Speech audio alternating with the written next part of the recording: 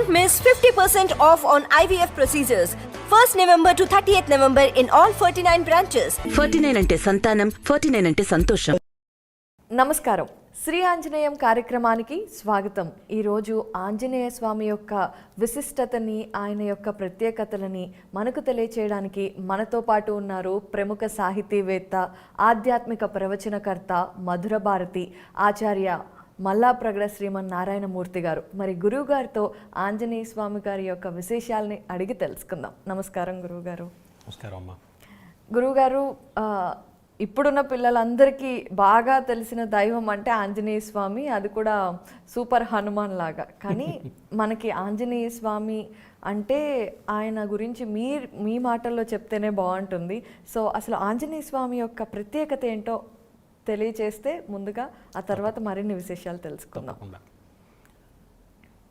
రామాయణ మహామాలారత్నం వందే అనిలాత్మజం అని ఆంజనేయుడిని మనం ప్రార్థిస్తాం. అందులో ఉన్న మాట ఏమిటి? రామాయణ మహామాల రత్నం. రామాయణం ఒక మహామాల, అందులో రకరకాల రత్నాలు, మణులు, వజ్రాలు, వైడూర్యాలు ఉన్నాయి. అన్నిటికంటే బాగా విలువైన మణి ఏం చేస్తారంటే, బాగా దగదగలా మెరిసే మణి, ఎక్కువ విలువైన మణి, ఈ హారం ఇలా ఉంటే మధ్యలో పెడతారు, దాన్ని నాయక మణి అంటారు. రామాయణ కథకి నాయక మణిల, రామాయణ కథ ఒక హారం అయితే అందులో నాయకమణి లాంటి వాడు ఎవరు అంటే ఆంజనేయుడు. అంటే ఆంజనేయుడిని తీసేసి రామాయణ కథ మనం ఊహించలేము. ఆంజనేయుడే లేకపోతే సముద్రం ఎవరు దాటుతారు? ఆంజనేయుడే లేకపోతే లక్ష్మణుడి మూర్ఛ ఎలా తీరుకుంటుంది? ఆంజనేయుడే లేకపోతే సీతాదేవి క్షేమవార్త రాముడికి ఎవరు చెప్తారు? ఆంజనేయుడే లేకపోతే రామసుగ్రీవుల మధ్య మైత్రి ఎవరు కలిగిస్తారు? అని ఆంజనేయుడే లేకపోతే అంటే రామకథే లేదు అనిపిస్తుంది మనకి. అందుకని అంత ప్రాధాన్యం ఉంది ఆంజనేయుడికి. అందువల్ల ఆంజనేయుడు మన జీవితాలకు అతి సన్నిహితంగా వచ్చి ఒక అద్భుతమైన సేవ నిర్వహించిన మహానుభావుడు. కాబట్టి ఆంజనేయుడి విశిష్టత ఒకటి రెండు మాటల్లో చెప్పుకోగలిగేది కాదు. ప్రధానంగా చెప్పాలి అంటే మనం ఆంజనేయుడి చరిత్ర అంతా చూస్తే సారాంశంగా ఒక మాట చెప్పచ్చు. ఏమిటి అంటే, అనితర సాధ్యమైన ఘనకార్యాలు చేసిన వాడు ఆంజనేయుడు. అనితర సాధ్యం అంటే ఇతరులు చేయలేనివి. ఏమిటి చేశాడంటే ఇప్పుడు చెప్పుకున్నవన్నీ. 100 యోజనాల సముద్రాన్ని దాటడం, అక్కడున్న రాక్షసుల్ని చావగొట్టేయడము, రావణాసురుడికి హితోపదేశం చేయడము, సీతమ్మను గుర్తుపట్టి ఆమెకు కాస్త ఊరట కలిగే విధంగా చక్కగా మాట్లాడడము, రామచంద్రమూర్తికి కాస్త ఊరట కలిగేట్టుగా చెప్పడం, ఆ సీతాదేవి క్షేమవార్త చెప్పడం, ఇవన్నీ ఇతరులు చేయలేని పనులు. వీటితో పాటు ఇతరులు చేయలేని మరొక్క పని ఏమిటంటే, ఇన్ని చేసి పట్టాభిషేకం సమయంలో రాముడి పాదాల దగ్గర కూర్చున్నాడు, నా చోటు ఇది అని. నేను ఇన్ని చేశాను కదండి, నాకు పెద్ద పదవి ఇవ్వండి అంటారు ఈ రోజుల్లో ఎవరైనా. ఇన్ని చేశా కదా అంటారు. కొన్ని చేసినా కొన్ని చేయకపోయినా చేసినట్టు చెప్పించుకుని హడావిడి చేసి. కానీ హనుమంతుడు ఇంత చేసి, ఎవరూ చేయలేనివన్నీ చేసి పాదాల దగ్గరే నా చోటు అన్నాడు. ఇది కూడా ఎవరూ చేయలేని పని. కాబట్టి తాను అద్భుతమైన ఘనకార్యాలు సాధించాడు. పరిపూర్ణమైన భక్తితో, వినయంతో, సౌజన్యంతో ఉన్నాడు. ఇవన్నీ కలిపితే అద్భుతమైన ఘనకార్యాలు చేసి వినయ సౌజన్యాలు మూర్తిభవించిన భక్తియుతుడు ఎవరు అంటే ఆంజనేయుడు. గురువుగారు, ఆంజనేయ స్వామి పుట్టుక దగ్గర నుండి వస్తే అందరికీ తెలిసినది, ఆయన ఒక్క రోజులో సూర్యుడి దగ్గర జ్ఞానం అంతా పొందారు అనేసి. అసలు నిజంగా ఆంజనేయ స్వామి గురువు ఎవరు? చాలా ఆశ్చర్యకరమైన అంశం ఏమిటంటే, ఆంజనేయుడు పుట్టగానే ఆకాశ మార్గానికి ఎగిరాడు. తరుణార్క కబళనోద్ధతి పూనెనెవ్వాడు రుచులచే ఫలమోహ రుచుల చేత అంటాడు వసు చరిత్రలో భట్టుమూర్తి అనే కవి ఆంజనేయుడి గురించి ప్రార్థిస్తూ. ఆంజనేయుడు చేసిన పని ఏమిటంటే, పుట్టగానే ఆకలి వేసింది. ఆకాశం వంక చూశాడు. అప్పుడే సూర్యుడు ఉదయించాడు, ఎర్రగా పండు అనుకుని ఆకాశ మార్గానికి ఎగిరి, పుట్టగానే ఆకాశ మార్గానికి ఎగిరి సూర్యుడిని మింగుదామని ప్రయత్నం చేశాడు. కాబట్టి ఆంజనేయుడు అపారమైన శక్తి కలవాడు అని తెలుస్తుంది. అప్పుడు ఆ కథ జరిగింది. కానీ తర్వాత కాలంలో అదే ఆంజనేయుడు సూర్యభగవానుడి దగ్గరికి వెళ్ళి సమస్త విద్యలు సూర్యభగవానుడిని ఆశ్రయించి అభ్యాసం చేశాడు, అధ్యయనం చేశాడు. సూర్యుడు అన్నాడు, నువ్వు బాగానే ఉందయ్యా, నువ్వు విద్యలన్నీ నేర్పమంటున్నావు, కానీ నేనేమో ఒక చోట ఉండేవాడిని కాదు కదా. తూర్పు నుంచి పడమర వరకు ప్రయాణం, రాత్రేమో మళ్ళీ పడమర నుంచి తూర్పుకు ప్రయాణం, నాకు 2వ శనివారం ఆదివారం సెలవులు లేవు, ఎరెంట్ లీవులు, మెడికల్ లీవులు లేవు, ఎప్పుడు ఈ పని చేస్తూనే ఉంటాను, నేను ఒక చోట స్థిరంగా ఉండేవాడిని, నీకెలా చదువు చెప్పగలను అన్నాడు. ఏం పర్వాలేదు, నేను తూర్పు కొండ మీద ఒక పాదం, పడమటి కొండ మీద ఒక పాదం పెట్టి ఆకాశ మార్గంలో ఉన్నతంగా ఉంటాను. నువ్వు ఎటు ప్రయాణిస్తే నా శిరస్సు అటువైపు ఉంచి చెవులారా నువ్వు చెప్పే విద్యని స్వీకరిస్తాను అని. అంటే విద్య నేర్చుకోవడం ద్వారా ఎదుగుతారు ఎవరైనా, కానీ హనుమంతుడు ఎదిగి విద్య నేర్చుకున్నాడు. శరీరంతో ఎదిగి బుద్ధికి కావలసిన విద్యా వైభవాన్ని సూర్య భగవాను నుంచి అందుకున్నాడు. కాబట్టి ఆయన సూర్య శిష్యుడు. అందువల్ల సూర్యుడు గురువుగా ఉండి అన్ని విద్యలు ప్రబోధించాడు. సూర్యుడు మనకేమిటి తెలుసు, ఈ ప్రపంచం మొత్తానికి సూర్యుడే వెలుగు కదా. ఇప్పుడు మనం చంద్రుడు అంటున్నాం, చంద్రుడు కూడా సూర్యుడు వెలుగుని తీసుకునే ఇస్తున్నాడు. బయట ఉన్న వడగాలి మన ఏసీ మిషన్లో నుంచి చల్లగా వచ్చినట్లుగా వేడిగా ఉన్న సూర్యుడి కాంతి చంద్రుడి ద్వారా వచ్చి మనకు చల్లగా అనిపిస్తుంది. అందుకే చంద్రుడికి తమాషా అయిన పేరుంది వెన్నెలకి. రాత్రిపూట ఉండే వెన్నెలకి రేయండ అని పేరు. అంటే రాత్రిపూట ఉండే ఎండ అనమాట, అది చల్లగా ఉంటుంది, అది వెన్నెల. కాబట్టి చంద్రుడి కాంతి కూడా సూర్యుడిదే. దీపాల రూపంలో మనకు కనపడుతున్న కాంతికి కూడా కాంతినిచ్చినవాడు సూర్యభగవానుడే. కాబట్టి సూర్యుడు వెలుగుకు ప్రతీక అయితే ఆంజనేయుడు సూర్యుడిని ఆరాధించి ఆయన్ని గురువుగా ఎంచుకుని ఆయన దగ్గర శిష్యరికం చేసి నేర్చుకున్న విద్య ఏమిటన్నమాట, వెలుగు. కంటితో చూసే వెలుగుతో పాటు మనస్సంతా వెలుగుల మయమైపోయి లోపల అజ్ఞానం అనే చీకటి ఎంతమాత్రం లేకుండా ఉండే దివ్య స్థితిని సంపాదించుకున్నవాడు ఆంజనేయుడు. గురుగారు చాలా బాగా చెప్పారు. అయితే ఇంత చదువుకున్నారు అంటే సూర్యుడి దగ్గర ఒక పాదం ఒక చోట మరో పాదం ఇంకొక చోట వేసి చదువుకున్న ఆంజనేయ స్వామి ఈ ఎప్పుడైతే సముద్రం దాటాల్సి వచ్చిందో అక్కడ మనకు ఒక కథ ఉంది కదా. అంటే ఆయనలో ఉన్న శక్తిని ఎవరో గుర్తు చేస్తే తప్ప ఆయనకి తెలియదు అనేసి. మరి పుట్టినప్పుడే ఆకాశంలోకి ఎగరగలను అని తెలిసిన ఆయన ఇదంతా ఎలా మర్చిపోగలిగారు? ఇది ఆంజనేయుడు పుట్టినప్పుడు జరిగిన సన్నివేశం. బాగా చురుగ్గా ఉండేవాడు, మంచి బలంగా ఉండేవాడు, ఉత్సాహంగా ఉండేవాడు.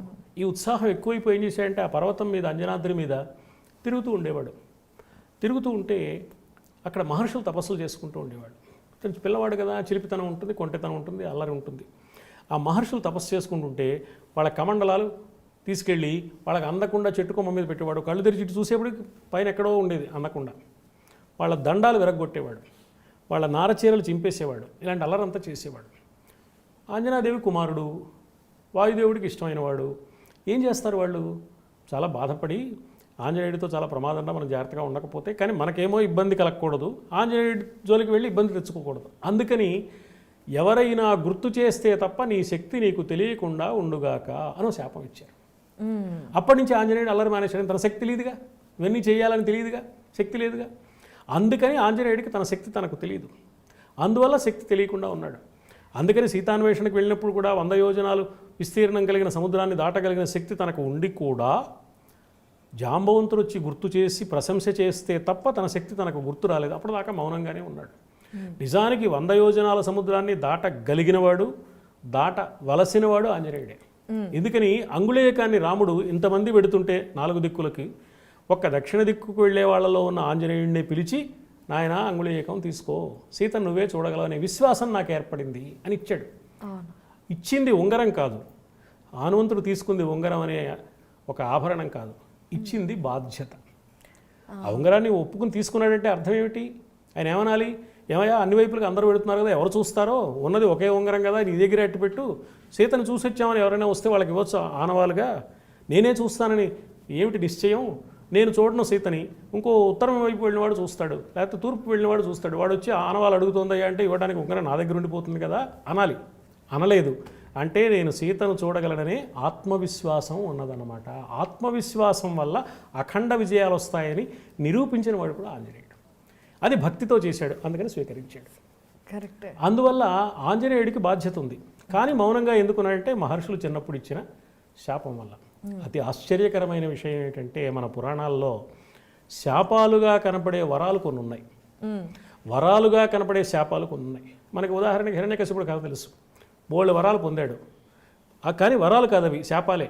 అంటే పగలు చావకూడదు, రాత్రి చావకూడదు, మానవుల వల్ల చావకూడదు, జంతువుల వల్ల చావకూడదు, ఇంట్లో చావకూడదు, బయట చావకూడదు, శస్త్రాల వల్ల చావకూడదు, అస్త్రాల వల్ల చావకూడదు. అంటే శస్త్రాలు అస్త్రాలు కాకుండా గోళ్ల వల్ల, మానవుడు జంతువు కాకుండా రెండూ కలిసిన నరసింహ రూపం వల్ల, రాత్రి పగలు కాకుండా సంధ్యా సమయంలో, ఇంటా బయట కాకుండా గడప మీద చస్తాడని అర్థం అన్నమాట.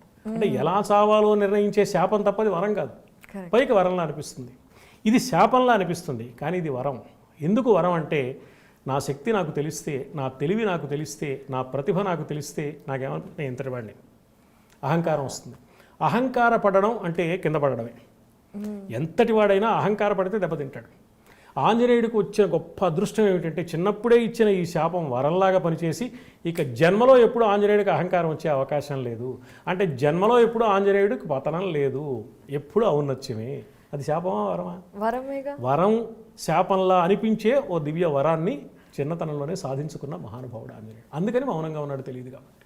బాలే చెప్పారు గురువు గారు. ఇప్పుడు ఒక రామాయణంలోని ఒక చిన్న ప్రశ్న ఏంటంటే, సీతాదేవిని ఆంజనేయ స్వామి ఒక్కడే వెళ్ళి కలిశాడు కదా, అప్పుడు సీతాదేవితో మాట్లాడాలి అంటే ఆంజనేయ స్వామిది మొత్తం వేరే. మరి వాళ్ళిద్దరికి కమ్యూనికేషన్ అనడానికి ఒక బ్యాలెన్స్ భాష ఉండాలి కదా, అది ఎలా జరిగింది? ఆంజనేయుడు సూర్యుడిని ఆరాధించి అన్ని శాస్త్రాలు, వేదాలు నేర్చుకున్నాడు, శాస్త్రాలు నేర్చుకున్నాడు. ఆనాడు అవసరమైన 9 భాషలలో వ్యాకరణంతో సహా ఆ భాషలు పరిపూర్ణంగా అధ్యయనం చేశాడు. అందుకని నవ వ్యాకరణవేత్త అంటారు ఆంజనేయుడు. కాబట్టి ఆయనకి చాలా భాషలు తెలుసు. ఇప్పుడు ఏం చేశాడు, అంతకుముందు రావణాసురుడు వచ్చి మాట్లాడి వెళ్ళాడు. చెట్ల కొమ్మల గుబురుల చాటు నుంచి హనుమంతుడు చూస్తూ ఉన్నాడు. కలుసుకుందాం అని, సీతని గుర్తుపట్టి కలుసుకుందాం అనుకునే లోపల రావణాసురుడు వచ్చాడు. రావణాసురుడు మాట్లాడాడు, బెదిరించాడు, ఇష్టం వచ్చినట్టు మాట్లాడాడు. సీత సమాధానం చెప్పింది, వెళ్ళిపోయాడు. సీత సమాధానం బింకంగా చెప్పింది, లోపల బాధ ఉంటుంది కదా, పాపం బాధపడుతోంది. ఒకప్పుడు మారువేషం వేసుకొచ్చి మోసగించి అపహరించాడు రావణుడు. ఈ అపహరించడానికి బంగారు లేడిని కూడా అది మారువేషమే. కాబట్టి సీతకి నమ్మకం కలగాలి. ఇప్పుడు సంస్కృతంలో మాట్లాడితే ఆంజనేయుడు రావణుడు ఇప్పటిదాకా అదే భాషలో మాట్లాడాడు. ఏమో వాడే వచ్చాడేమో ఇంకో వేషంలో అనుకుంటుంది, అయితే ఇంకెవడైనా రాక్షసుడు వచ్చాడేమో అనుకుంటుంది. ఏ భాషలో మాట్లాడాలి? అందుకని బాగా ఆలోచించి సీతమ్మ పుట్టింటి వాళ్ళు మాట్లాడుకునే మైథిలీ ప్రాకృత భాషలో మాట్లాడాడు. ఏ ఆడపిల్లకైనా కష్టంలో ఉన్నప్పుడు పుట్టింటి వాళ్ళు కనపడితే పరవశించిపోతుంది. అవును. అందుకని ఆమెకు నమ్మకము, ఉత్సాహము కలగడానికి వీలుగా నవవ్యాకరణవేత్త అయిన ఆంజనేయుడు మైథిలీ ప్రాకృత భాషలో మాట్లాడాడు. దీనివల్ల ఉపయోగం ఏమిటంటే, సీతకేమో నమ్మకం కలుగుతుంది. చుట్టూ ఉన్న రాక్షస స్త్రీలకు కాపలా ఉన్నారు కదా, వాళ్ళకేమీ అర్థం కాదు ఆ భాష వాళ్ళకి తెలియదుగా, ఇక్కడ భాష కాదు అది. కోతి కిచకిచలాడుతున్నట్టు ఉంటుంది. ఏదో కోతి వచ్చింది, ఏదో కాసేపు కిచకిచలాడిందిలే అనుకుంటారు, కానీ వీళ్ళిద్దరూ మాట్లాడుకుంటారని వాళ్ళకి తెలియదు. కాబట్టి 2 ప్రయోజనాలు, చుట్టూ కాపలా ఉన్న రాక్షస స్త్రీలకు తెలియకుండానూ ఉంటుంది, సీతమ్మకేమో విశ్వాసము కలుగుతుంది. అందుకని మైథిలీ ప్రాకృత భాషలో, సీతమ్మ పుట్టింటి భాషలో మాట్లాడాడు ఆంజనేయుడు. అది ఔచిత్యం. నిజమే గురువుగారు, ఈ విషయం చాలా మందికి తెలియని విషయం. అయితే ఇప్పుడు ఆంజనేయ స్వామి అనగానే మనకి ఆయన తోకతో లంకని తగలబెట్టిన విషయం ఒకటి గుర్తొస్తుంది. అలాగే గద బాగా గుర్తొస్తుంది. మరి వాయుపుత్రులందరికీ గద ఉంటుందా? ఎందుకంటే ఆంజనేయ స్వామి దగ్గర గద ఉంది, భీముడి దగ్గర గద ఉంది. సో ఈ గద ఆ గద రెండు ఒకటే, ఇద్దరు బాగా బలవంతులు కదా, ఏంటి ఆ లింక్? అంటే గదను ఒక ఆయుధంగా ఉపయోగించే విధానం ద్వాపర యుగంలో, అంతకు ముందున్న త్రేతాయుగంలో ఉండేది. కొంతమంది గదలు ఉపయోగించారు కూడా. వాలి సుగ్రీవులు ముష్టియుద్ధము చేశారు, గదాయుద్ధం కూడా చేశారని కనిపిస్తుంది మనకి. కానీ భీమసేనుడు గద ఉపయోగించాడు బాగా.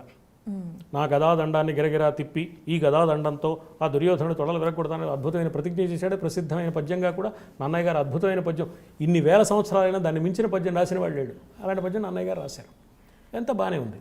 కానీ ఆంజనేయుడు ఏనాడు గదే కాదు ఏ ఆయుధాన్ని ఉపయోగించలేదు. వానరులకు గోళ్లే ఆయుధాలు. వానర సేన ఉండడంలో రాముడికి గొప్ప సౌకర్యం ఏమిటంటే, ఇప్పుడు ఓ మిలిటరీని మెయింటైన్ చేయాలంటే ఎంత ఖర్చు? రాముడికి రాజ్యం ఉందా? రాజ్యం లేదు. రాజ్యాన్ని వదిలిపెట్టి అడవికి వచ్చాడు. రాముడి దగ్గర ఏముంటుంది సంపద? ఎక్కడి నుంచి మిలిటరీ మెయింటైన్ చేస్తాడు? ఏ సేన వచ్చింది? వానర సేన వచ్చింది. వానరులకి భోజనం పెట్టక్కర్లా, వాళ్ళే ఎగిరి ఆ చెట్ల కొమ్మల మీద దొరికే పళ్ళు తిని కాలక్షేపం చేసేస్తారు, కందమూలాలు తినేస్తారు. వాళ్ళే ఎగిరి వెళ్ళి ఓ నదిలో నీళ్లు తాగుతారు. వాళ్ళకి ఇళ్ళు ఇప్పట్లాగా సౌకర్యాలు ఏర్పాటు చేయవలసిన పని లేదు. వాళ్ళకి ఆయుధాలు కూడా ఇవ్వాల్సిన అవసరం లేదు. గోళ్లే వాళ్ళకి ఆయుధాలు. పెద్ద పెద్ద బండ రాళ్లే వాళ్ళకి ఆయుధాలు. చెట్లు చేమలే వాళ్ళకి ఆయుధాలు. పెద్ద చెట్టును పెకలిస్తారు, విసురుతారు. ఒక పెద్ద కొండరాతిని తీసుకొచ్చి విసురుతారు వాళ్ళ మీద, శత్రువుల మీద. గోళ్లతో రక్కి చంపేస్తారు. కాబట్టి వాళ్ళు ఏ ఆయుధం ఆశించని వాళ్ళు. వాళ్ళకి నాయకుడిగా కనిపించే వానర వీరులందరిలో ప్రత్యేకమైన ఆంజనేయుడికి ఆయుధంతో పనే లేదు. ఆంజనేయుడు ఎక్కడ గద పట్టుకోలేదు. భీమసేనుడు గదాయుధం ఉపయోగించాడు, గదాయుద్ధంలో కొంత నైపుణ్యం సంపాదించాడు, అన్నీ బాగానే ఉన్నాయి. కానీ ఆంజనేయుడు మాత్రం ఏనాడు గద ఉపయోగించలేదు. రామాయణం జాగ్రత్తగా మనస్సు పెట్టి చదివితే ఆంజనేయుడికి ఆయుధంతో పని లేదు, గదాయుధం ఆంజనేయుడికి లేదు గదా అని మనకు అర్థమవుతుంది. అంటే మనం మామూలుగా గుడికి వెళ్ళినప్పుడు గద ఖచ్చితంగా చూస్తాం, వాళ్ళు పెడుతున్నారు ఉంటే మంచిదని ఉందనుకుని, అంతేగాని లేదమ్మా.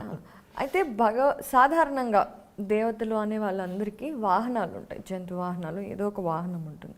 అలా ఆంజనేయ స్వామికి ఏదైనా వాహనం ఉందా అండి? ఆంజనేయుడికి రామాయణ కథ ప్రకారం ఏ వాహనము లేదు. ఎందుకంటే రామాయణ కథలో ఆంజనేయుడు దైవంగా మనకు ఎక్కడ కనపడ్డు. ఆంజనేయుడు ఒక ఉత్తమ కార్యకర్తగా, మంచి సేవకుడుగా, ఏ విధమైన కోరికలు లేని ఉత్తమ భక్తుడుగా మాత్రమే కనిపిస్తాడు. కానీ ఆంజనేయుడు ఒక దైవంగా రామాయణంలో కనపడ్డు. కానీ ఆంజనేయుడి వృత్తాంతాన్ని మనకు బాగా ఇచ్చే ఒక గొప్ప రచన ఏమిటంటే పరాశర సంహిత అని ఒక సంహిత ఉంది. ఆ పరాశర సంహిత ప్రకారం ఆంజనేయుడు దైవస్వరూపుడు, త్రిమూర్తి స్వరూపుడు, బ్రహ్మ విష్ణు శివుల శక్తిని మేళవించుకుని అవతరించిన మహానుభావుడు. కాబట్టి ఆంజనేయుడిని దైవంగా ఆరాధిస్తారు. అక్కడ పరాశర సంహితలో ఆంజనేయుడికి ఒక వాహనం ఉన్నట్టు చెప్పారు. ఆ వాహనం ఏమిటంటే ఉష్ట్రవాహనం, అంటే ఒంటె ఆంజనేయుడికి వాహనంగా ఉంది అని. ఈ పరాశర సంహిత సంప్రదాయాన్ని పాటించి వాళ్ళ ఆలయాల్లో శివుడి ముందు నంది ఉన్నట్లుగా, విష్ణువు ముందు గరుత్మంతుడు ఉన్నట్టుగా ఆంజనేయుడు విగ్రహానికి ఎదురుగా ఓ ఒంటెని ఏర్పాటు చేస్తున్నారు మన వాళ్ళు. కానీ రామాయణంలో ఎక్కడ ఆంజనేయుడికి వాహనం ఉన్నట్టుగా లేదు. ఈ ఒంటె వాహనం అనేది పరాశర సంహిత ద్వారా లోకంలో ప్రచారంలోకి వచ్చింది. కానీ ఆంజనేయుడి జీవితానికి సంబంధించిన ప్రామాణికత రామాయణమే కానీ పరాశర సంహిత కాదు. ఎందుకంటే రామాయణమేమో ఇతిహాసం, జరిగిన కథ. పరాశర సంహిత ఒక ధర్మాన్ని చెప్పడానికి, ఒక శాస్త్రాన్ని చెప్పడానికి, ఒక ఆంతర్యాన్ని చెప్పడానికి పుట్టిన వేద మంత్రం. కాబట్టి దాన్ని కథగా తీసుకోవడానికి అవకాశం లేదు. గురువుగారు, మరి ఆంజనేయ స్వామికే వాహనం లేదు అన్నారు, కానీ తిరుమలలో బ్రహ్మోత్సవాలప్పుడు హనుమద్ వాహనం అని వాడుతూ ఉంటారు కదా, ఏంటి మరి అవి? ఆంజనేయుడే వాహనం అయ్యాడు. వెంకటేశ్వర స్వామి వారికి వాహన సేవలు వరుసగా చేసే బ్రహ్మోత్సవ సమయంలో ఒక వాహనంగా హనుమద్వాహనం అని హనుమంతుడు మీద స్వామివారిని ఊరేగిస్తారు. ఇది ఎందుకు వచ్చిందంటే నిజంగానే హనుమంతుడు రాముడికి వాహనం అయ్యాడు. రామాయణ కథలో కనపడుతుంది మనకి, యుద్ధకాండలో ఒక సన్నివేశం. ఎందుకంటే రావణుడు మంచి రాజు, బాగా సంపన్నుడు, బ్రహ్మాండమైన రథంలో వచ్చాడు యుద్ధానికి. రాముడు నేల మీద నిలబడి యుద్ధం చేస్తున్నాడు. ఇది ఆంజనేయుడికి కష్టంగా కనిపించింది. రావణుడు ఏమిటి రథంలో కూర్చుని యుద్ధం చేయడం ఏమిటి, నా ప్రభువైన రాముడు నేల మీద నిలబడి యుద్ధం చేయడం నాకు నచ్చలేదు అనుకుని తన భుజాల మీద ఎక్కించుకుని యుద్ధం చేయించాడు. అంటే హనుమంతుడి భుజాల మీద ఎక్కి రాముడు యుద్ధం చేశాడు. చేస్తే అంతవరకు బాగానే ఉంది, బాగా జవసత్వాలు ఉన్నవాడు మోసాడు, ఈ పెద్ద విషయం కాదు. అసలు సమస్య ఎక్కడ ఉందంటే యుద్ధం చేసేవాళ్ళు ఏం చేస్తారంటే కేవలం శత్రువు మీదే వెయ్యరు బాణాలు, రథం మీద వేస్తారు, సారథి మీద వేస్తారు, గుర్రాల మీద వేస్తారు. అంటే గుర్రం పక్కకి తప్పుకుంటే, రథం ముక్కలైపోతే, సారథి లేకుండా పోతే, అతడి చేతిలో ఉన్న విల్లు విరిగిపోతే వాడేమీ చేయలేడని. అందుకని ఈ ప్రయత్నంలో భాగంగా అయితే రథం మీద వేస్తారు. ఇక్కడ రథం లేదు, గుర్రాలు లేవు, చక్రాలు లేవు, ఉన్నది హనుమంతుడే. కాబట్టి అడపాదడపా కొన్ని బాణాలు హనుమంతుడికి కూడా తగిలాయి. అది కూడా పనికిరాని వాడు వేసిన బాణాలు కాదు, రావణుడు అంతటి వాడు వేసిన బాణాలు. రావణుడు చాలా గొప్ప వీరుడు. మరి ఆ బాణం ఎంత గట్టిగా గుచ్చుకుంటుంది? గుచ్చుకుంటే ఏమవుతుంది? గుచ్చుకున్న ప్రతి చోట నుంచి రక్తం పొంగి వస్తుంది. ఆంజనేయుడి శరీరం అంతా ఎర్రగా రక్తసిక్తం అయిపోయింది. వాల్మీకి మహర్షి అది వర్ణిస్తూ పూచిన మోదుగు చెట్టులో ఉన్నాడు హనుమంతుడు అన్నాడు. మోదుగు చెట్టు ఎర్రగా ఉంటాయి మోదుగు పూలు. ఆ ఎర్రగా ఉన్న మోదుగు పూలతో చెట్టంతా పూలుంటే ఎర్రదనమే కనపడుతుంది. పూచిన మోదుగు చెట్టులా ఉన్నాడు హనుమంతుడు అని. ఉండి కూడా తాను కదిలితే జరిగితే పైన ఉన్న రాముడికి ఇబ్బంది కలుగుతుందని ఇంత బాధని ఓర్చుకుని అలాగే స్థిరంగా నిలబడ్డాడు. మన సంప్రదాయం ఏం చెప్తుందంటే, ఇది కథ, సంప్రదాయం ఏం చెప్తుందంటే మానవ శరీరం ఒక వాహనం. ఈ శరీరం లోపల ఉన్న భగవంతుడి తత్వం ఉంది, అది ఈ వాహనం మీద కూర్చున్న యజమాని. ఆత్మానం రథినం విద్ధి శరీరం రథమేవచ అని ఉపనిషత్తులు చెప్పిన మాట. అంటే ఈ రథమైన శరీరం ఎలా ఉండాలి అంటే లోపల ఉన్న ఆత్మకు ఏ విధమైన కష్టము కలగకుండా శరీర ధర్మాలు మనం నిర్వహించాలి, శరీరాలకు సంబంధించిన వ్యామోహాల వెంట పరుగులు తీసి ఆత్మజ్ఞానాన్ని దూరం చేసుకోకూడదు అని నిరూపించిన వాడు ఆంజనేయుడు. అందుకని హనుమద్వాహనం కూడా వేడుక కాదు, ఓ గొప్ప సందేశం. అది హనుమద్వాహనంలో ఉన్న ప్రత్యేకత. ఆనాడు ఆ పని చేశాడు కాబట్టి బ్రహ్మోత్సవాలలో మనకు కావాల్సింది ఏమిటి? ఊరికే వెంకటేశ్వర స్వామిని చూసాము, దీపాలు కనపడుతున్నాయి, మేళాలు కనపడుతున్నాయి, అలంకరణలు బాగున్నాయి, చప్పట్లు కొట్టాం, మురిసిపోయాం కాదుగా. ఒక జ్ఞానం మనం పొందాలి. హనుమద్వాహనం ఆ విధమైన జ్ఞానాన్ని మనకు ప్రసాదిస్తుంది. ఓకే, అయితే గురువుగారు మరో 2 ప్రశ్నలు రామాయణానికి సంబంధించి. సంజీవనిని హనుమంతుడు ఎత్తుకొని వెళ్ళి లక్ష్మణుడిని కాపాడిన విషయం తెలిసిందే. అయితే ఆ సంజీవని అనేది ఆంధ్రప్రదేశ్లో ఒక కొండ అని అప్పట్లో ఒకసారి అందరూ అన్నారు, చాలామంది వెళ్ళి నిద్ర చేశారు. నిజంగానే సంజీవని కొండ ఇప్పుడు మనకి దగ్గరలో ఉన్నదా? ఈ సంజీవిని పర్వతం ఎక్కడుందో రామాయణంలో చాలా వివరంగా చెప్పారు. అది దగ్గరలో లేదు, దూర ప్రాంతంలోనే ఉంది. ఆంధ్రప్రదేశ్లో ఉంది అని మనం అనుకోవడానికి అవకాశం లేదు. సంజీవని పర్వతం హిమాలయ పర్వతాలకు దగ్గర ప్రాంతంలో ఉందని వాల్మీకి అని చెప్తోంది. దగ్గరే ఉంటే ఆంజనేయుడు వెళ్ళి తేవడంలో గొప్పతనం లేదు. అయితే ఒక సముద్ర తీరంలో జరిగింది.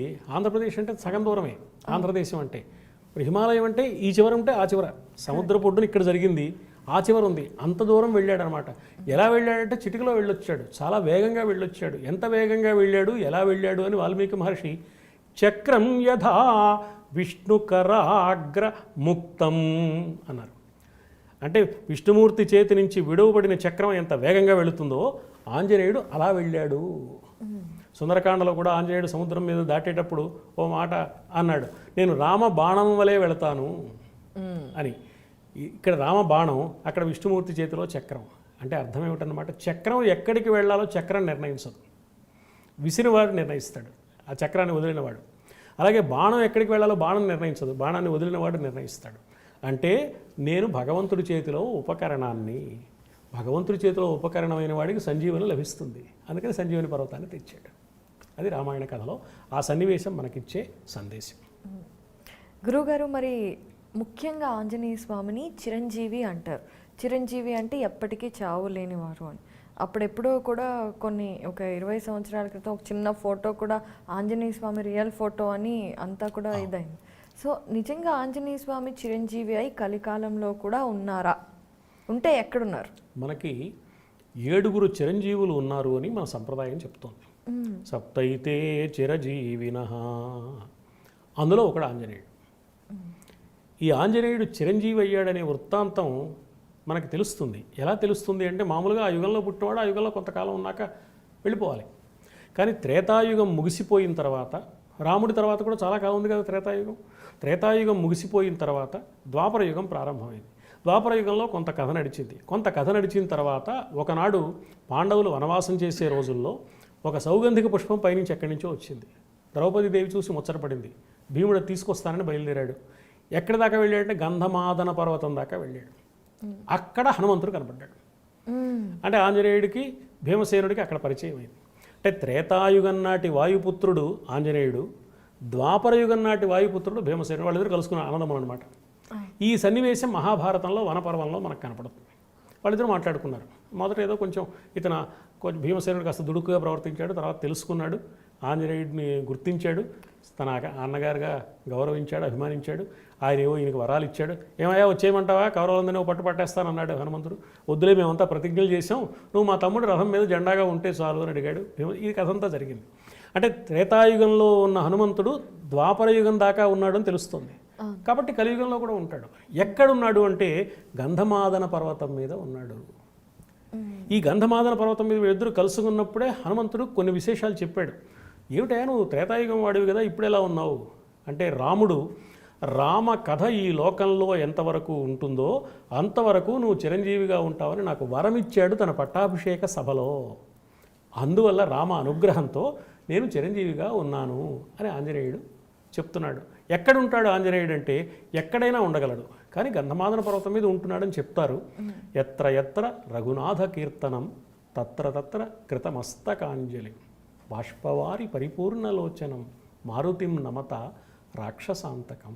ఎక్కడ రామనామం వినపడుతుందో అక్కడ 2 చేతులు జోడించి ఆనంద బాష్పాలు కారుస్తూ కనపడే మహానుభావుడైన ఆంజనేయుడు, ఆయనకి నమస్కరిస్తున్నాను. ఎవరైనా ఇన్ని చెప్పి ఈ కథ మొత్తానికి సంబంధం లేని మాట పెట్టారు అందులో. రాక్షసాంతకం, రాక్షసుల్ని చంపిన ఆంజనేయుడు. ఈ రాముడి భక్తికిను రాక్షసులను చంపడానికి ఏమిటండి సంబంధం?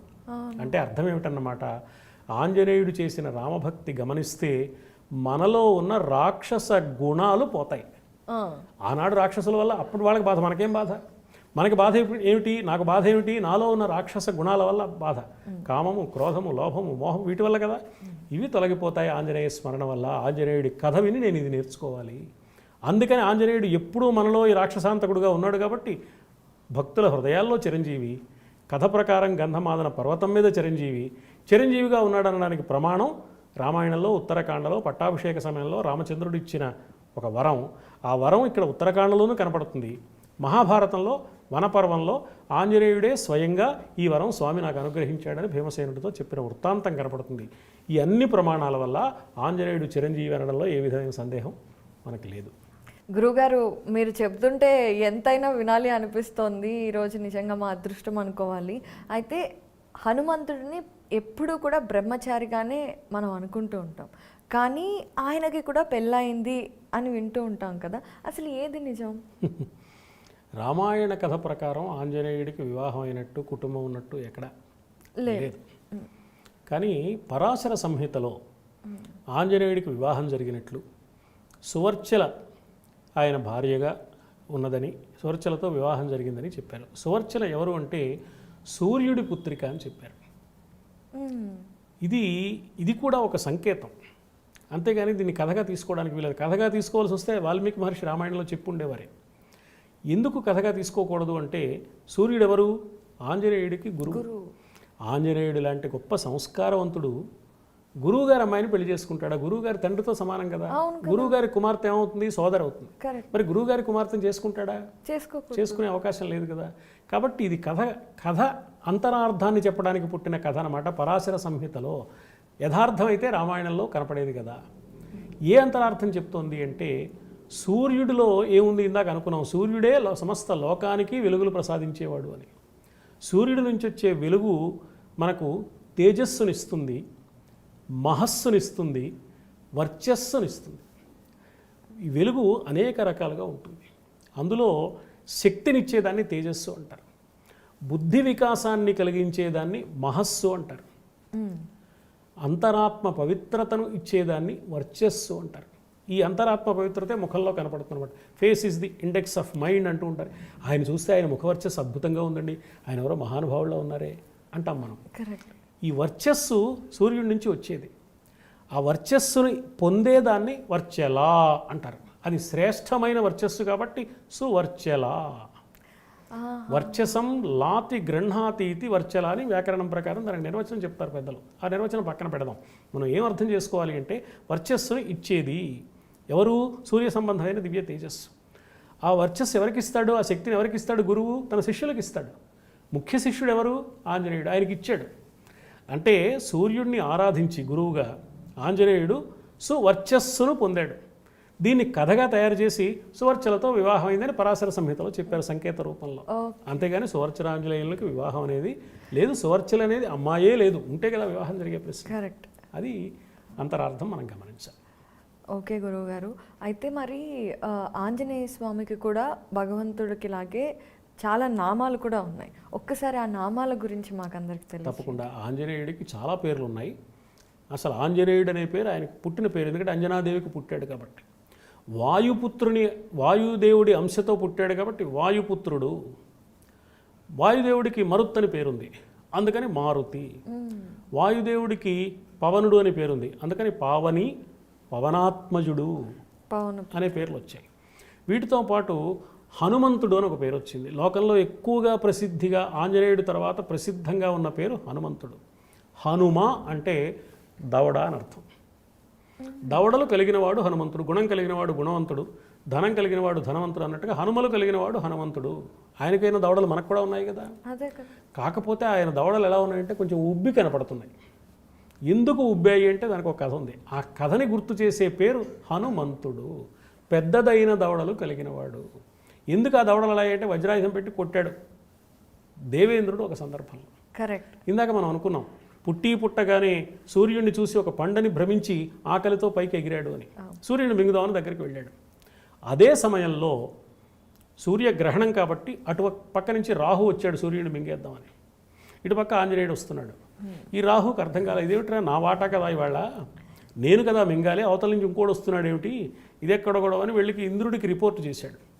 వాడు ఎవడో వస్తున్నాడు ఆ పక్క నుంచి, కోతిలాగా ఉన్నాడు, అది మంచి బలంగా కనపడుతున్నాడు, చూస్తుంటే భయం వేస్తుంది, నా అవకాశం అతడు ఎవరో తీసుకున్నాడు, ఇదేమిటని అడిగాడు. ఇంద్రుడు మరి దేవాధ్యక్షుడికి అందరికీ నాయకుడు కదా, ఆయన రావాలి కదా, వచ్చాడు. వచ్చి ఈ సన్నివేశం అంతా చూశాడు. చూసి ఆంజనేయుడిని దవడ మీద కొట్టాడు వజ్రాయుధంతో. అప్పుడు దవడ వాచింది, ఆంజనేయుడు మూర్చిపోయాడు. నా బిడ్డకి కష్టం కలిగిందని వాయుదేవుడు స్తంభించాడు. అప్పుడు ఆ లోకానికి కష్టం కలిగింది. అప్పుడు అందరూ ప్రార్థిస్తే బ్రహ్మాది దేవతలందరూ వచ్చి అద్భుతమైన దివ్య వరాలన్నీ ఆంజనేయుడికి ప్రసాదించారు. వజ్రాయుధం దెబ్బకి దవడ పెద్దదైన కారణంగా పెద్దదైన హనుమ దవడలు కలవాడు హనుమంతుడు అయ్యాడు. ఇది కథ ప్రకారం జరిగిన సన్నివేశం. ఇది యథార్థంగా జరిగింది, రామాయణంలో ఉంది. ఉత్తరాఖండలో హనుమ జన్మ వృత్తాంతం, బాల్య విశేషాలన్నీ మనకు కనపడతాయి రామాయణంలో. దీంతో పాటుగా మనం గుర్తించవలసింది ఏమిటి అంటే హనుమ వాక్స్వరూపుడు.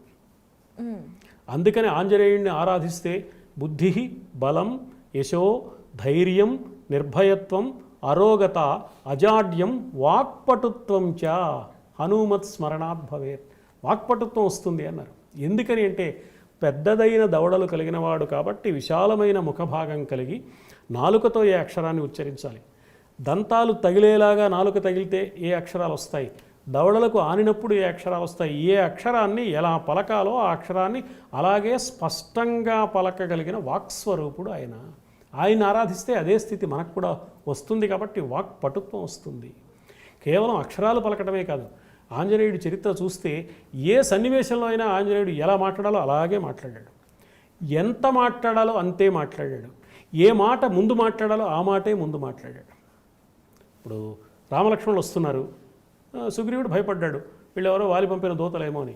ఆంజనేయుడు వచ్చాడు. వచ్చి ఆంజనేయుడు వేసిన మొదటి ప్రశ్న ఏమిటంటే, ఏమయ్యా మీ గురించి చూస్తే నాకు ఆశ్చర్యంగా ఉంది, ఇదేమిటి, మీరేమో ఋషి వేషాల్లో ఉన్నారు, ఋషులేమో అనుకుందామంటే మీ చేతిలో ధనుర్బాణాలు ఉన్నాయి, ధనుర్బాణాలు ఉన్నాయి కాబట్టి మీరు క్షత్రియులు అనుకోవాలా, వేషాన్ని బట్టి నారబట్టల్ని బట్టి జడలు కట్టుకున్నారు కాబట్టి ఋషులు అనుకోవాలా, ఈ సందేహం తీర్చండి. ఎంత స్పష్టంగా ఉంది, ఎంత సూటిగా ఉంది. వెంటనే రామచంద్రుడు పరవశించి ఇతడెవర్రా ఇంత బాగా మాట్లాడుతున్నాడు, ఇంతసేపు మాట్లాడుతున్న తడబడడే, ఎక్కడా పొరబడడే, వేగంగా మాట్లాడే. కొంతమంది మాట్లాడుతుంటే అర్థం కాదు, వేగంగా వెళ్ళిపోతాయి.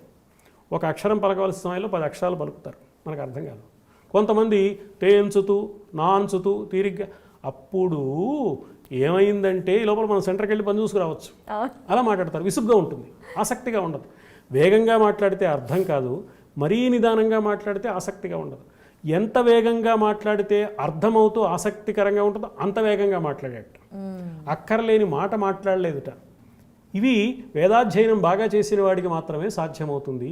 ఇతడు ఎంత గొప్పవాడయ్యా, వ్యాకరణం చదివాడు, అన్ని శాస్త్రాలు అధ్యయనం చేశాడు, లేకపోతే ఇలా మాట్లాడలేడు కదా. ఎంత వినయంగా మాట్లాడాడు, ఎంత పద్ధతిగా మాట్లాడాడు, ఎంత ధారణ పటిమతో మాట్లాడాడు అని వేదాధ్యయనం వల్ల కలిగే ఫలితాలన్నీ ఇతడి మాటల్లో కనిపిస్తున్నాయని. నాన్ ఋగ్వేద వినీతస్య నా అయజుర్వేద ధారణ అని ఇలా ప్రారంభించి రామచంద్రమూర్తి ప్రశంస చేసిన వృత్తాంతం మనకు రామాయణంలో కనపడుతుంది. ఇన్ని మాటలు చెప్పిన తర్వాత తన గురించి తాను పరిచయం చేసుకుంటూ నేను ధర్మాత్ముడైన సుగ్రీవుడి మంత్రిని అన్నాడు. వీరుడైన సుగ్రీవుడి మంత్రిని, రాజైన సుగ్రీవుడి మంత్రిని, ధర్మాత్ముడైన సుగ్రీవుడి మంత్రిని. ఆ ధర్మాత్ముడైన సుగ్రీవుడు మీతో మైత్రి కోరుతున్నాడు. ఎందుకు ధర్మాత్ముడనే మాట ముందెందుకు చెప్పాలి అంటే రాముడు ధర్మం కోరతాడు. ధర్మాత్ముడు సుగ్రీవుడు అంటే రాముడు మైత్రికి ఇష్టపడతాడు. ఈ మైత్రి జరగాలంటే సుగ్రీవుడికున్న లక్షణాల్లో ఏది ముందు చెప్పాలో అది తెలిసినవాడు. అంటే ఏ మాట మాట్లాడాలి, ఏ మాట ముందు చెప్పాలి, ఏది వివరంగా చెప్పాలి, ఏది సంక్షిప్తంగా చెప్పాలి, ఎలా చెబితే ఎదుటి వాళ్ళకి అర్థమవుతుంది, ఇదంతా వాక్పటుత్వం. ఇంత వాక్పటుత్వాన్ని గుర్తు చేసే మాట హనుమంతుడు అనే పేరు. కేవలం దవడ పెద్దదిగా ఉన్నవాడని కాదు, వాక్చాతుర్యం కలిగినవాడు, వాక్పటుత్వం కలిగినవాడు. ఎలా మాట్లాడాలో హనుమంతుడిని చూసి మనం నేర్చుకోవాలి, ఎలా బ్రతకాలో హనుమంతుడిని చూసి నేర్చుకోవాలి అని చెప్తోంది ఆ వృత్తాంతం. వండర్ఫుల్ గురువు గారు. చాలా విషయాలు ఈరోజు ఆంజనేయ స్వామి గురించి తెలుసుకున్నాం. అంటే విన్న కథలు కొన్ని ఉన్నా కూడా అసలు మీరు అన్నట్టుగా అవి ఎందుకు అనేది ఎలా అర్థం చేసుకోవాలో మనం తెలుసుకోవాలి. మహర్షులు ఏ అభిప్రాయంతో చెప్పారో. ఆంజనేయ స్వామి గురించి రామాయణంలో ఉన్నవి చాలా విషయాలు తెలియచేశారు. ఇప్పుడు గుడులు ఉన్నాయి, చాలా గుళ్ళు ఉన్నాయి, అలాగే ఆంజనేయ స్వామికి కూడా ఉన్నాయి. ముఖ్యంగా ఆంజనేయ స్వామి గుడి అంటే గుర్తొచ్చేది పొన్నూరు. ఎందుకంటే అక్కడ చాలా పెద్ద విగ్రహం ఉంది కాబట్టి. అక్కడ ఎందుకు అంత పెద్ద విగ్రహం కట్టారు? దానికి ఏదైనా బ్యాక్ స్టోరీ ఉందా తెలియచేయండి. పొన్నూరులో ఉన్న ఆంజనేయ స్వామి పేరు వీరాంజనేయ స్వామి. అక్కడున్న విగ్రహం ఒకే శిలలో చెక్కిన విగ్రహం, ఒకే శిలతో చెక్కారు. 24 అడుగుల ఎత్తైన విగ్రహం. ఒకప్పుడు గుంటూరు జిల్లా ఇదంతా. గుంటూరు జిల్లాలో చిలకలూరుపేట దగ్గర ఎడ్లపాడు అనే గ్రామంలో పొన్నమలై ఆచారి అనే ఒక శిల్పి ఈ విగ్రహాన్ని చెక్కాడు. 24 అడుగుల ఎత్తైన విగ్రహాన్ని ఒకే రాతిలో. ఈవేళ అంత ఎత్తైన విగ్రహాలు చాలా చోట్ల మనకు కనపడుతున్నాయి, కానీ చరిత్ర ప్రకారం చూస్తే ముఖ్యంగా ఆంధ్రదేశంలో మొట్టమొదటి పెద్ద ఎత్తైన విగ్రహం పొన్నూరులో ఉన్న ఆంజనేయ స్వామి విగ్రహమే. పొన్నూరు ఎవరైనా వస్తే అక్కడ పెద్ద ఆంజనేయుడి విగ్రహం ఉందని మనం చెప్పకుండా మా ఊళ్ళో ఆంజనేయ స్వామి గుడి ఉందండి చూపిస్తాను రండి అంటే, మొట్టమొదటిసారి ఆ గుడిలో అడుగుపెట్టి అంత నిలువెత్తు విగ్రహాన్ని చూస్తే ఒకసారి ఒళ్ళు జలధరిస్తుంది. ఇంకా ఎత్తైన విగ్రహాలు చాలా చోట్ల ఉండొచ్చు, కానీ ఇక్కడున్న ప్రత్యేకత వేరుగా ఉంది. అందువల్ల ఆ విగ్రహాన్ని చూసిన వెంటనే మనకి ఒకసారి ఒళ్ళు జల్లుమంటుందన్నమాట. ఆ ప్రత్యేకత ఆ విగ్రహంలో కనపడుతుంది. ఎందుకు అది వచ్చింది అంటే, అక్కడున్న స్వామి చాలా మహామహిమోపేతుడని, కేవలం విగ్రహంగా రావటం కాక విగ్రహ రూపంలో స్వామే ఇక్కడికి వచ్చాడని చెప్తారు. ఆశ్చర్యకరమైన విషయం ఏంటంటే, ఆగమశాస్త్రం ప్రకారం దేవాలయం కట్టాలి అంటే ముందు దేవాలయం కట్టాలి, తర్వాత విగ్రహం పెట్టాలి. కానీ ఇంత ఎత్తు విగ్రహాన్ని గుళ్ళోకి తీసుకెళ్ళడం కష్టం కాబట్టి ముందు విగ్రహం పెట్టి తర్వాత దేవాలయం కట్టారు. పొన్నూరులో ఉన్న ఆంజనేయ స్వామి వారి దేవాలయం పైన ఒక స్లాబ్ లాగా వేశారు, ఒక డాబాలాగా, గోపురం లేదు దానికి. తర్వాత కాలంలో దాన్ని ఆగమ సంప్రదాయానికి వీలుగా దేవాలయాన్ని మార్పు చేసి గోపురం కట్టారు. కానీ మొదట్లో గోపురం కట్టలేదు, కేవలం ఒక డాబాలాగా మాత్రమే ఉంటుంది. తర్వాత ఇటీవలి కాలంలో ఆ నిర్మాణం కూడా చేశారు. ఈ ఆలయానికి సంబంధించి ఒక విశేషం ఏమిటి అంటే, అక్కడ స్వామి ఉన్నాడు, అది ఒట్టి బొమ్మ కాదు, పరబ్రహ్మ తత్వమే ఆంజనేయుడి విగ్రహ రూపంలో అక్కడ అవతరించింది అని మనకు విశ్వాసం కలగడానికి కావలసిన అద్భుత సన్నివేశాలు ఆ ప్రతిష్ఠ సమయంలో మనకు జరిగాయి. ఇది పొన్నూరు. విగ్రహం సిద్ధమైంది ఎక్కడ? ఎడ్లపాడు గ్రామంలో. అక్కడి నుంచి ఇక్కడికి రావాలి కదా, బళ్ళ మీద పెట్టుకు తీసుకొచ్చారు. పైగా పెద్ద విగ్రహం. దీన్ని బండి మీదకి ఎక్కించడానికి ఎంతోమంది కలిసి ప్రయత్నం చేస్తే కూడా చాలా కష్టమైంది, ఎక్కించలేకపోయారు. సరే ఆపసోపాలు పడి నానా కష్టాలు పడి మొత్తానికి ఎక్కించారు. ఎక్కించాక ఆ బండి కదలదే, ఈ బరువుకి ఆ బండి కదల్లా. అక్కడున్న భక్తులు స్వామివారిని ఒకసారి ఆంజనేయుడిని స్మరిద్దాం, ఆయన అనుగ్రహంతో మాత్రమే మనం దీన్ని తీసుకెళ్ళగలం, కానీ మన బలంతో తీసుకెళ్ళలేము అని వాళ్ళు నిర్ణయించుకుని స్వామివారిని ప్రార్థించమంటే ప్రార్థించారు. ఈ ప్రార్థించి బళ్ళు కదిలేటప్పుడు ఈ ప్రార్థించమని చెప్పిన పెద్ద ఆయన ఒక చిన్న చమత్కారం చేశాడు. ఒక్క నిమిషం ఆగండి అని ఆ బళ్ళ కింద, ఆ చక్రాల కింద లేత తమలపాకులు పెట్టాడు. పెడితే అప్పుడు వీళ్ళు ఆంజనేయ స్మరణ చేశారు. ఆంజనేయ స్తుతితో ప్రార్థనతో బండి కదిలింది. ఈ తమలపాకులను తొక్కుకుంటూ వెళ్ళిపోయింది. అసలు లేత తమలపాకు అంటే ఊరికేనే వాడిపోతుంది కదా, దెబ్బతింటుంది కదా, తునాతునకలైపోయి అసలు ఆ స్వరూపం లేకుండా ఉండాలి. బండి వెళ్ళిపోయిన తర్వాత తమలపాకులు, లేత తమలపాకులు ఆ బండి చక్రాల కింద ఏవి పెట్టారో, ఎలా పెట్టారో అవి అలాగే ఉన్నాయి, నలగలేదు, చినగలేదు, ఏవి కాలేదు. అంటే ఆంజనేయుడికి ఒక లక్షణం ఉందిగా, శరీరాన్ని పెంచుతాడు, తగ్గించుకుంటాడు, బరువు పెంచుతాడు, తగ్గించుకుంటాడు. యోగంలో మనకు కొన్ని మాటలు ఉన్నాయి. అణిమ, మహిమ, గరిమ, లఘిమ, ప్రాప్తి, ప్రాకామ్యము, ఈశత్వము, వసిత్వము అని వీటిని యోగ సిద్ధులు అంటారు. ఇవి అన్నీ కానీ కొన్ని కానీ యోగ సాధన చేసిన వాడికి వస్తాయి. ఆంజనేయుడికి అన్నీ ఉన్నాయి. శరీరాన్ని పెంచాడు, తగ్గించాడు. ఆ లంకానగరం దగ్గర లంకిడి దగ్గరికి చిన్నవాడైపోయాడు. మరి సముద్రాన్ని దాటడానికి చాలా పెద్దవాడైపోయాడు. ఇప్పుడు పెద్దవాడుగా విగ్రహంగా అయ్యాడు, కానీ బరువు తగ్గించుకున్నాడు ఆయన. ఓ తమలపాకుకి ఏమీ చెక్కు చెదరడానికి అవకాశం లేనంతగా తన బరువును తాను తగ్గించుకుని, తన మీద తాను ఎక్కడానికి ఉన్న బండి బరువును కూడా తగ్గించి వీళ్ళు లాగడానికి అవకాశం ఇచ్చాడు. తమలపాకు చెక్కు చెదరకుండా చేయగలిగాడు. అంటే ఆయన అణిమ, మహిమ అనే స్వభావాలు, యోగ సిద్ధులు చూపించాడు. ఈ యోగ సిద్ధులు ఆయనకు ఉన్నాయి కాబట్టి ఇక్కడ యోగ సిద్ధి జరిగిందంటే ఆయన ఇక్కడ ఉంటేనేగా. కాబట్టి ఇది ఒట్టి బొమ్మ కాదు, సాక్షాత్తు స్వామే ఇక్కడికి వచ్చాడు అనే విశ్వాసం భక్తులకు కలగడానికి కావలసిన సన్నివేశం ఆ ఆలయ విగ్రహ ప్రతిష్ట చరిత్ర మనకు తెలియజేస్తుంది. చాలా చక్కగా మాకెవ్వరికి తెలియని విషయాన్ని అద్భుతమైన సన్నివేశం అది. అయితే గురువుగారు, మామూలుగా మనకి పంచముఖ ఆంజనేయ స్వామిని ఎక్కువగా గుడిలో చూస్తూ ఉంటాం. అవును. అయితే పొన్నూరులో ఉన్నది 24 అడుగుల ఎత్తు ఉన్న, మామూలుగా ఎప్పుడైతే పంచముఖుడు అయ్యాడో అలాంటి సమయంలో మరి ఇక్కడ కూడా పంచముఖ ఆంజనేయ స్వామి ఉండాలి కదా. చాలా మందికి పంచముఖుడు ఎప్పుడు అయ్యాడనే విషయం కూడా పెద్దగా తెలియదు. ఆ విషయాలు తెలియచేస్తూ ఇక్కడ ప్రాశస్త్యాన్ని కూడా తెలియచేయాలి. మనకేమిటంటే రామాయణంలో సముద్రాన్ని దాటాడు, లంకానగరం అంతా వెతికాడు, సీతమ్మని కలుసుకున్నాడు. సీత చాలా బాధపడుతోంది. బాధపడుతుంటే చాలాసేపు మాట్లాడాడు కదా. మాట్లాడిన మాటల్లో ఒక మాట ఏమిటంటే, హనుమంతుడు ఎందుకమ్మా ఇంత బాధపడతావు, ఈ వీపు మీద కూర్చో మరుక్షణం రామస్వామి దగ్గరికి తీసుకెళ్ళిపోతా అన్నాడు. ఆవిడ 2-3 అభ్యంతరాలు చెప్పింది. అందులో ఒక అభ్యంతరం ఏమిటంటే, ఏమయ్యా ఇంత చిన్న కోతివి, నీ వీపు మీద నేను కూర్చోవడం ఏమిటి, వెళ్ళడం ఏమిటి, వేళాకోళంగా మాట్లాడుతున్నావా అంది. బిడ్డలాంటి వాడు కాబట్టి చమత్కారంగా. ఆంజనేయుడు దాన్ని అవమానంగా భావించాడని రాశారు వాల్మీకి మహర్షి. నా సంగతి అమ్మవారు తెలిసే తెలియక చమత్కారంగా ఇలా మాట్లాడుతోంది అని, అమ్మా పిల్ల కోతిని కాదమ్మా, నేనేమిటో చూడు అని తన శరీరాన్ని బాగా పెంచాడు. మొల్ల రామాయణంలో చమత్కారమైన మాట అంది, చుక్కలు తలపూలుగా. ఎంత పెంచాడో ఒక్క మాటలో చెప్పేసింది. పద్యం అంతా చదవక్కర్లే మనం. చుక్కలు తల పువ్వులుగా అంటే ఆకాశంలో ఉన్న నక్షత్రాలు ఆంజనేయుడు తల మీద పువ్వులుగా ఉంటే ఆకాశం దాకా ఎదిగిపోయాడని పద్యం మొదట్లోనే దాని భావాన్ని చెప్పగలిగిన ప్రజ్ఞ మొల్ల రామాయణంలో మొల్లమ్మది. అందుకని చుక్కలు తల పువ్వులుగా అయిపోయేట్టుగా ఎదిగాడు అనమాట. అంత ఎత్తు ఎదిగిపోయాడు. ఆ ఎదిగిపోయినప్పుడు పరాశర సంహిత ఏం చెప్పిందంటే, వాల్మీకి రామాయణం చెప్పలేదు, ఆంజనేయుడు ఎదిగాడని చెప్పింది. రామాయణ కర్తలందరూ దాన్ని వర్ణించారు. కానీ పరాశర సంహిత ఏం చేసిందంటే, అలా ఎదిగినప్పుడు ఆయన 5 ముఖాలతో కనపడ్డాడు. అంటే ఆంజనేయుడు వట్టి కోతి కాదు, మహాశక్తి సమన్వితుడు అని మాత్రమే కాక సాక్షాత్తు దైవము. బ్రహ్మదేవుడికి 4 శిరస్సులు ఉన్నట్టుగా, చతుర్ముఖుడైనట్లుగా, శ్రీ మహావిష్ణువుకి 4 చేతులు ఉన్నట్లుగా, పరమేశ్వరుడికి 5 ముఖాలు, సజ్జోజాత, వామదేవ, అఘోర, తత్పురుష, ఈశాన రూపాలు. ఈయన కూడా శివాంశతో వచ్చాడు అని ఒక సంప్రదాయం ఉంది కాబట్టి 5 ముఖాలు చూపించాడు. వందే వానర నారసింహ ఖగరాట్ క్రోడ అశ్వవక్త్రాంచితం అని 5 ముఖాలు కలిగిన పంచముఖ ఆంజనేయ స్వామి వారిని ప్రార్థిస్తాం మనం. ఈ పంచముఖ ఆంజనేయ స్వామి దేవాలయాలు కూడా కొన్ని చోట్ల ఉన్నాయి. అక్కడ ఎత్తైన విగ్రహం లేకపోవచ్చు కానీ పంచముఖాలు ఉన్నాయి. ఇప్పుడు విజయవాడలోనే కొత్తూరు తాడేపల్లి అని ఒక ప్రదేశం ఉంది. అక్కడ పంచముఖ ఆంజనేయ స్వామి విగ్రహం, దాన్ని బ్రహ్మక్షేత్రం అంటారు. ఎందుకు గురువు గారు? బ్రహ్మక్షేత్రం అంటారు. కొత్తూరు తాడేపల్లి అని ఒక గ్రామం విజయవాడకి సమీపంలో, విజయవాడలో భాగమే ఇప్పుడది, విజయవాడ నగరంలో భాగం. అక్కడ పంచముఖ ఆంజనేయ స్వామి ఉన్నారు. ఇలా చాలా చోట్ల పంచముఖ ఆంజనేయ స్వామి దేవాలయాలు ఉన్నాయి.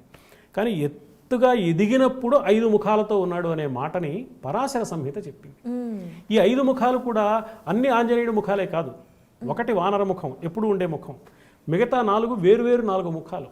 నారసింహ ఖగరాట్ క్రోడ అశ్వ, ఒకటి నరసింహ ముఖం, ఒకటి ఖగరాట్ గరుత్మంతుడు ముఖం, ఒకటి క్రోడ వరాహ రూపం, ఒకటి అశ్వ హయగ్రీవుడి రూపం.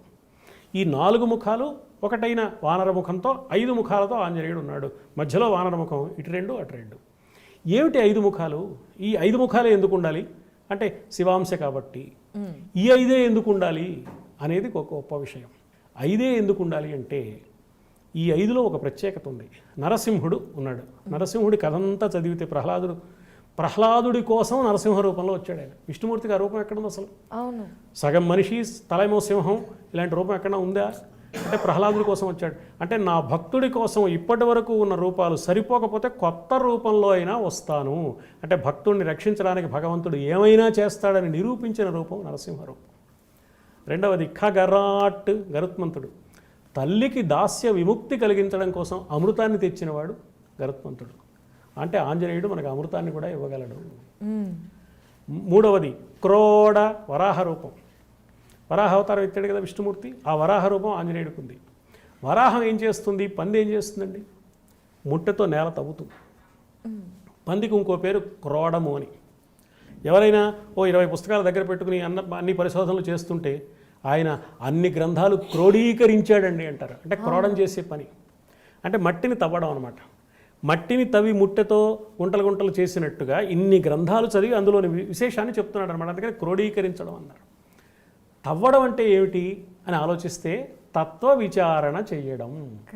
మానవుడు తత్వ విచారణ చేస్తే, ఈ సృష్టిని పరిశీలిస్తే, ఈ ప్రకృతిని పరిశీలిస్తే, ఈ ప్రపంచాన్ని పరిశీలిస్తే ఏం తెలియాలో తెలుస్తుంది. ప్రపంచంలా కనపడుతూ ఇది భగవంతుడు, ఇది కుర్చీలా కనపడుతోంది భగవంతుడు, గోడలా కనపడుతోంది భగవంతుడు అని తెలుస్తుంది అనమాట. ఇన్ని రూపాల్లో ఒకే దైవం ఉన్నాడు. ఈ తత్వ విచారణ వల్ల తెలుస్తుంది. ఇన్ని రూపాల్లో ఉన్నవాడు మరి నా రూపంలో కూడా ఉంటాడు కదా. అప్పుడు నేనెవరు? ఈ శరీరం కాదు, పరమాత్మే నేను. నేనైన శరీరం మామూలుది, పుట్టింది పోతుంది, దీనికి బాధలు ఉంటాయి, సమస్యలు ఉంటాయి, పొట్టి పొడుగు తేడాలు ఉంటాయి, లావు సన్నం ఉంటుంది, ఎరుపు నలుపు ఉంటుంది. కానీ ఆత్మైన నాకు ఇవేం లేవు. అది శ్రేష్టమైన నేను. అందుకని అహం వరాహం. ఆత్మతత్వాన్ని చెప్పే మాట తప్ప వరాహం అంటే ఒట్టి పంది ఆకారం కాదు. తర్వాతది హయగ్రీవుడి రూపం, అశ్వరూపం. వానర నారసింహ ఖగరాట్ క్రోడ అశ్వవక్త్రాంచితం. హయగ్రీవుడు జ్ఞానబోధ చేసిన మహానుభావుడు. అగస్త్య మహర్షికి బ్రహ్మాండ పురాణంలో లలితాదేవి కథంతా చెప్పి లలితా సహస్రనామాన్ని మనకు అనుగ్రహించిన వాడు హయగ్రీవస్వామి. జ్ఞాన ఆనందమయం దేవం నిర్మల స్ఫటికాకృతిం ఆధారం సర్వ విద్యానాం హయగ్రీవం ఉపాస్మహే. అన్ని విద్యలకు మూలమైన మహానుభావుడు.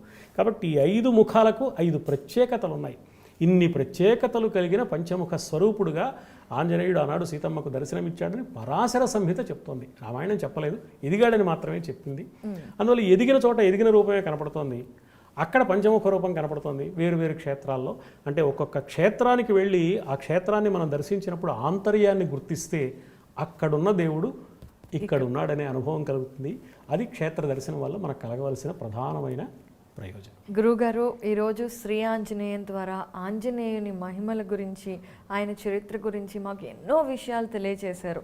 ఆఖరిగా ఒక చిన్న సందేహ నివృత్తి చేస్తే ఈ కార్యక్రమాన్ని మీరు అనుకున్నట్టుగానే క్లోజ్ చేద్దాము. అయితే ఆంజనేయ స్వామికి పూజ చేసినప్పుడు వడమాల వేస్తారు.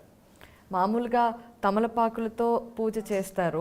తర్వాత సింధూరంతో అభిషేకం లాగా ఆయన శరీరం అంతా కూడా సింధూరంతో అలంకరిస్తారు. అలాగే వడమాల వేస్తారు. ఎందుకు అలా చేస్తారు? ఇవన్నీ చిత్రమైన ఆచారాలు. మనలో ఆంజనేయుడి పట్ల భక్తి విశ్వాసాలు కలగడానికి వచ్చిన ఆచారాలు. వీటిని మనం జాగ్రత్తగా గమనిస్తే ఆంజనేయుడు అరణ్యాల్లో తిరిగేవాడు. చెట్టు కొమ్మల మీద తిరిగే వానర రూపంతో ఉన్నాడు కదా. అందుకని చెట్ల కొమ్మల మీద తిరిగేవాడికి తమలపాకులు అంటే ఇష్టం ఉంటుంది. అవి మెత్తగా ఉంటాయి, హాయిగా ఉంటాయి, సౌకర్యంగా ఉంటాయి. అందుకని తమలపాకులతో పూజ చేస్తున్నారు, ఒక గుర్తది. రెండవది సింధూరంతో పూజ చేస్తారు. సింధూరం అంటే ఆంజనేయుడికి చాలా ఇష్టం అండి. ఒంటి నిండా సింధూరం పూస్తే ఇష్టం అండి. దీనికి కారణం ఏమిటంటే వేరే ఏం లేదు. ఆంజనేయుడు సింధూరం ఇష్టం ఎవరితో చెప్పలా ఇప్పుడు. కానీ ఇందాక మనం ఒక కథ చెప్పుకున్నాం. తాను హనుమంతుడు వాహనంగా మారినప్పుడు ఒళ్ళంతా ఏమైపోయింది? రక్తశక్తం అయిపోయింది. సింధూరంలా ఉంది ఎర్రగా. ఈ సన్నివేశం ఎప్పుడు గుర్తొస్తుంది హనుమంతుడికి సింధూరం కనపడగానే. ఓహో, నేను స్వామికి చేసిన సేవని ఈ భక్తుడు గుర్తించాడు, అందుకని సింధూరం పట్టుకొచ్చాడు. నాకున్న ఈ భక్తి, నాకున్న ఈ సమర్పణ ఈ భక్తుడికి కూడా వచ్చేలాగా నేను అనుగ్రహిస్తానని ఆంజనేయుడు ఆశీర్వదిస్తాడు.